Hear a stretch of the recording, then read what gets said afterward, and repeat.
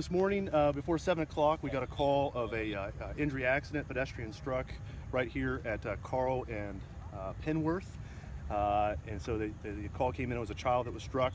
We arrived on scene with CFD, and the officers immediately began rendering first aid to the child.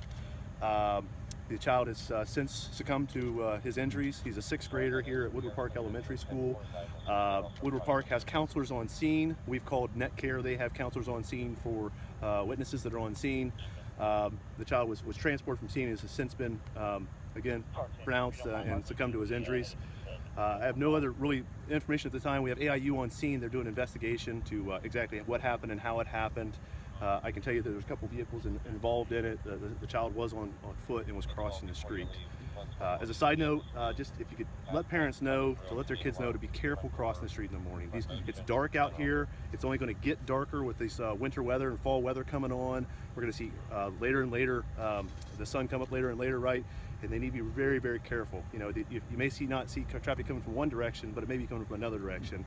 And so it's crucial they pay attention to what's going on around and be aware of their environment.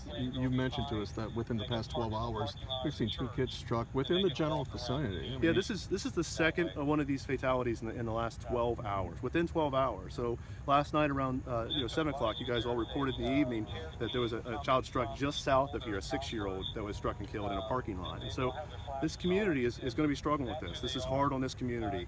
And so, you know, if the rest of the community can surround these folks and pray for this community and what's going on in this community, that would be huge. Because this is a lot to deal with, to have 2 children in 12 hours. And this is the third one in the last 2 weeks. September 11th we had one.